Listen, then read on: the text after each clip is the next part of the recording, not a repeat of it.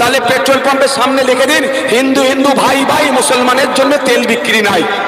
অবান্তর কথা বলে বেড়াচ্ছে শুভেন্দু বাবু। তার পরিবর্তে অভিষেক বাবু একটা মামলা করেছে তার পিসিকে দিয়ে, ওই জন্যই রাগ হয়েছে। বাবু বলছেন 1.5 কোটি রোহিঙ্গা আছে, মিথ্যা কথা বলছো তো? আমি দায়িত্ব নিয়ে বলছি শুভেন্দু বাবু অসত্য কথা বলছে। পশ্চিমবাংলার বৈধ ভোটারদের কপালে তাহলে রোহিঙ্গা লিখে দিচ্ছে কে? যখন শুভেন্দু বাবু পশ্চিমবাংলার বৈধ ভোটারের কপালে রোহিঙ্গা লিখে দিচ্ছে, শুভেন্দু বাবুকে ধরে তো জেলের মধ্যে রাখা দরকার ছিল। অভিষেক ব্যানার্জি অনেক গল্প শোনায় শুভেন্দু বাবুর বিরুদ্ধে, মমতা ব্যানার্জি অনেক কথা বলে শুভেন্দু বাবুর বিরুদ্ধে। আমি এ জায়গায় একটা কথা বলে যাচ্ছি, পর্দার আড়ালের দোস্তি আর পর্দার সামনে কুস্তি দেখায়, ওদের মধ্যে রাজনৈতিক বোঝাপড়া চরম ভাবে আছে।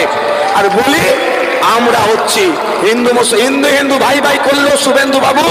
ওনার শুনেছি নাকি পেট্রোল পাম্প আছে, আমি কোনোদিন চোখে দেখিনি।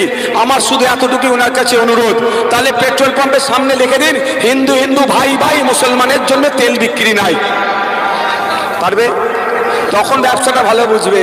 আর ভোটের দরকার হিন্দু হিন্দু ভাই ভাই। চলো ভালো কথা, যে ডক্টরটিকে মহিলাটিকে হসপিটালে আর্জি করে খুন করে ধর্ষণ করিয়ে দিল, ওটা কে ছিল? আমি কিন্তু ধর্ম দিকে প্রতিবাদ করি না। পশ্চিমবাংলায় সব থেকে বেশি যদি আমার বোনটা, কারো দিদি, আমার বাড়ির মেয়ে তিলোত্তমার জন্য সব থেকে বেশি যদি প্রতিবাদ মিছিল যদি সংগঠিত করে থাকে, তার স্মরণে রক্তদান শিবির যদি করে থাকে, সেটা একমাত্র আইএসএফ, অন্য কোনো নয় পার্টি আমার এই তিলোত্তমা বোনের জন্য কেউ করেনি। আমরা কিন্তু ধর্ম দিকে প্রতিবাদ করি না, অন্যায়ের বিরুদ্ধে কথা বলি। কিন্তু যারা হিন্দু হিন্দু ভাই ভাই গল্প শোনাচ্ছে, তাদের কাছে প্রশ্ন, কেন এখনো তিলোত্তমা বিচার পেল না? এদিকে সিবিআই বলছে, কি বলছে একটু শুনে রাখুন, এ কথা একটু শুনবেন নাকি? প্রসঙ্গ এসে গেল বলে বলছি, নাহলে এসআইআর নিয়ে বুঝাবো।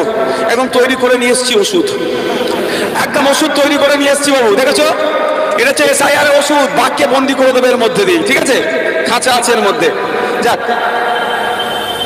সিবিআই বলছে ওই যেদিনকে তিলোত্তমাকে খুন করা হচ্ছিল, সেই দিন ওই করিডোরে 54 থেকে 55 জন যাতায়াত করেছে, কিন্তু চিনতে পারছে না। হতে পারে দিল্লির সিবিআই আপনার পাড়ার লোককে নাও চিনতে পারে। তাহলে চিনার মাধ্যমটা কি? সিবিআই তাদের ওয়েবসাইটে, তাদের সোশ্যাল মিডিয়ার পেজে ওই লোকগুলোর ছবি পোস্ট করে দিতে পারতো, মার্কিং করে, যে এই 54-55 জনকে কারা কারা খুঁজে পাও দেখো, মিডিয়ার মাধ্যমে দিয়ে প্রচার করতে পারতো তো, যে এরা কারা কারা দেখো তো, এদের নাম ঠিকানা যদি আপনারা জানেন, তাহলে আপনারা আমাদেরকে সিবিআই অফিসারকে জানান, বলতে পারতো তো। তাহলে আমার পাড়ার যদি কোনো কুলাঙ্গার, আমার পাড়ার যদি কোনো খুনি, আমার পাড়ার যদি ওইখানে 54 জনের মধ্যে কেউ থেকে থাকতো, তাহলে আমি কি করতাম?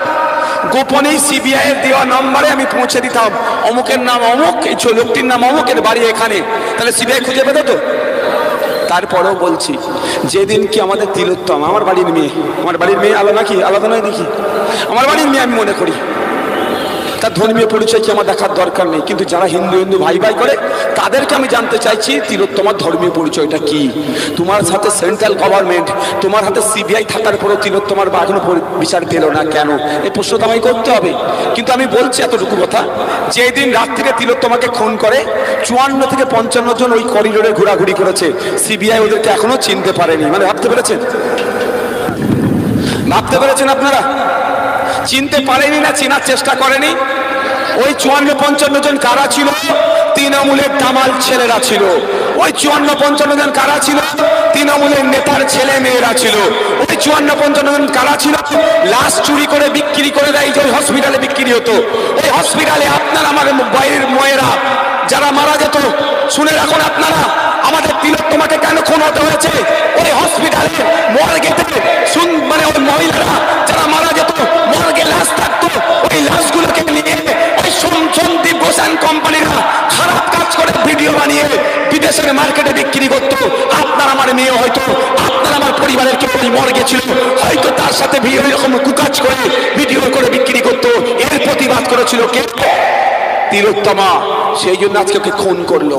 কিন্তু ওই 54-55 জনকে খুঁজে দেওয়ার দায়িত্ব কার? সিবিআই। সিবিআই কে কে চালায়? অমিত শাহজি। অমিত শাহজি রাজনৈতিক পরিচয় কি? বিজেপি। আর শুভেন্দু অধিকারীর রাজনৈতিক পরিচয় কি?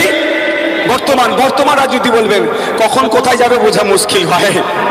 শুভেন্দু বাবুর এখানে ভক্ত থাকলে কিছু করার নেই, সমালোচনা সহ্য করতে হবে বাস্তবটাকে।